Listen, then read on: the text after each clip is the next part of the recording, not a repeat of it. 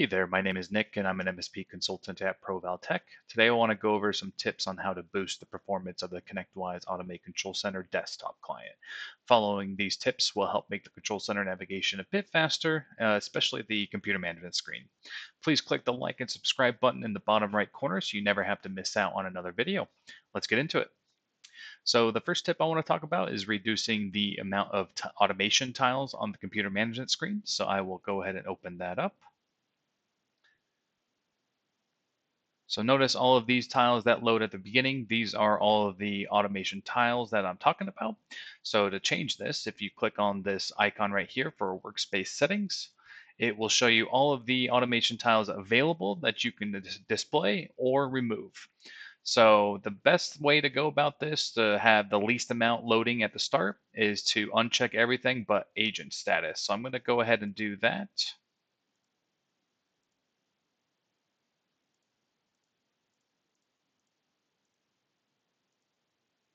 And click save when you're done. So you don't have to do everything and take off everything except agent status. I typically like to do that because really you can still navigate to everything once you open the computer management screen.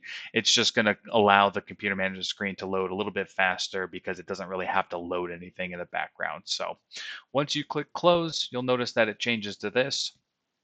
So if I close this out and reopen it, you'll notice that that's the only tile that's going to load on the computer management screen for any agent. Those settings can always be customized. You can always change it back, but really when you open this up, you can always navigate to those from the other context menus.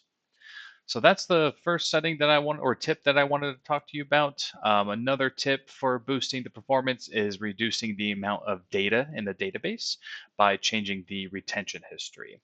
To get to that setting, you'll go to System, Configuration, Dashboard.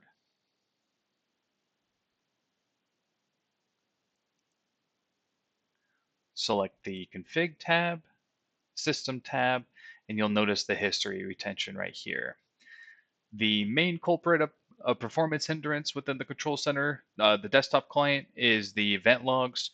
So really, the only one you really need to change is the event log history. Unless you have over 5,000 agents, then you may want to change the script logs and the amount of tickets and so on. But the event log history data in the database takes up the most space.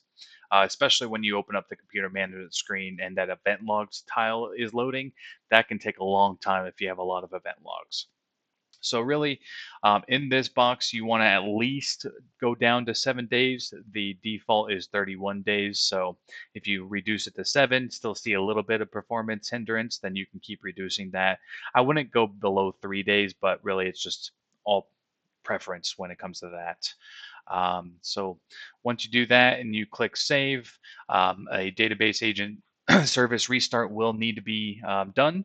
And then once you do that, moving forward, once the event logs get truncated from the database, you'll definitely see that performance boost. So those two tips are the main ones that will drastically reduce the amount of time it takes to navigate the control center, specifically the computer management screen. The rest of the tips I will talk about will also help boost the performance, but not as drastic as those two. So the other tips that I will include is limiting the amount of scripts running throughout the day. So deleting the script schedules for scripts that you really don't use or just running in the background that you don't need to be running.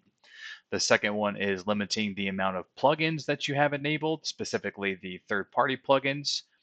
And then the last one is ensuring that you have the correct antivirus exclusions for the Control Center desktop client.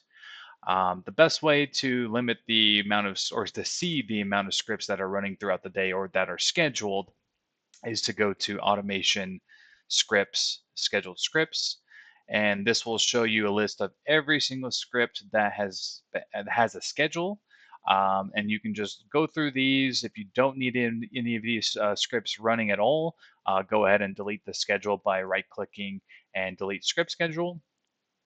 So I would try to truncate this list as best as you can. And that way, whenever the scripts are scheduled to run, there's not as many scripts running throughout the day. The next one was limiting the amount of plugins that you have enabled. So if you go to System Solutions Plugin Manager, this will show you a list of all the plugins that you have either enabled, installed that aren't enabled. And you can actually just go through this list and just determine which ones are critical for you guys, and the other ones that if you don't even use, just disable them or remove them. And then the last one is to ensure that you have the correct antivirus exclusions for the Control Center desktop client. Now, those can be found in the ConnectWise University on their documentation. And so just make those exclusions in your antivirus, make sure nothing's getting blocked, hindering it from loading.